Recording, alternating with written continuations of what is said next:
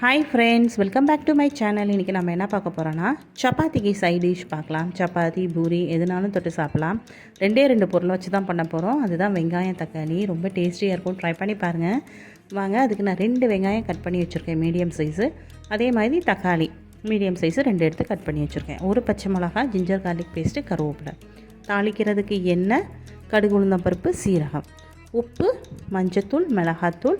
உங்கள்கிட்ட கரம் மசாலா பொடி இருந்தால் ஆட் பண்ணிக்கலாம். அப்படி இல்லைனா சாம்பார் தூள் இல்லை குழம்புத்தூள் ஏதாவது ஒரு டீஸ்பூன் எடுத்துக்கோங்க. அவ்வளோதான்.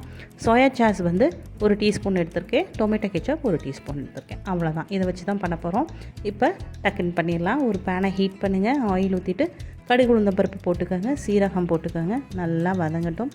பச்சை மிளகா ஆட் பண்ணிக்கோங்க, ஒரு பச்சை மிளகா, கருவேப்பிலை. அப்புறம் வெங்காயத்தை கட் பண்ணதை போட்டுக்கோங்க. கொஞ்சம் லைட்டாக உப்பு போட்டுக்கோங்க. கொஞ்சம் நல்லா வெங்காயம் வதங்கினோடனே ஜிஞ்சர் கார்லிக் பேஸ்ட் போட்டுருங்க. ஜிஞ்சர் கார்லிக் பேஸ்ட் வதங்கினதுக்கப்புறம் நம்ம எடுத்து வச்சுருக்கோம் இல்லையா அந்த மசாலாலாம். ஸோ மஞ்சத்தூள், மிளகாத்தூள், கரம் மசாலா இருந்தால் கரம் மசாலா, என்ன சாம்பார் தூள் எது இருந்தாலும் அதில் ஆட் பண்ணிக்கோங்க. ஆட் பண்ணிவிட்டு நல்லா கொஞ்சம் வதங்கட்டும். 2 மினிட்ஸ்க்கு அப்புறம் தக்காளி எடுத்து அதில் ஆட் பண்ணிடுவோம். தக்காளி நல்லா வதங்கினதுக்கப்புறம் ஒரு 2 to 3 மினிட்ஸ் மூடி வச்சுக்கோங்க. தக்காளி நல்லா குழவாயிடும். குழவானோடனே நல்லா எல்லாமே மசிஞ்சு வரவுடனே நீங்கள் வந்து சோயா சாஸ் இருக்கு இல்லையா, சோயா சாஸ் ஆட் பண்ணிக்கோங்க. அடுத்து கெச்சப் ஆட் பண்ணிக்கோங்க. இது நல்லா வதங்கிட்டு 2 மினிட்ஸ் மூடி வச்சுட்டு எடுத்துகிட்டு கடைசியில் நீங்கள் சுகர் ஆட் பண்ணிக்கலாம். சுகர் ஆட் பண்ணிவிட்டு 1 மினிட்ஸ் வந்து க்ளோஸ் பண்ணி வச்சுட்டு எடுத்திங்கன்னா சூப்பராக அந்த கலரும் நல்லா தூக்கி கொடுக்கும். சூப்பர் டேஸ்டியாக இருக்கும். ட்ரை பண்ணி பாருங்கள். பூரி, சப்பாத்திக்கு.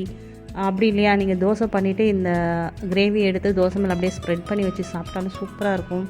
ட்ரை பண்ணி பாருங்கள். அப்படி இல்லையா நீங்கள் ஒரு முட்டை எடுத்து அந்த தொக்கு இல்லையா அந்த கிரேவியில் வந்து உடச்சி ஊற்றி சாப்பிட்டு பாருங்கள். சூப்பர் டேஸ்டியாக இருக்கும்.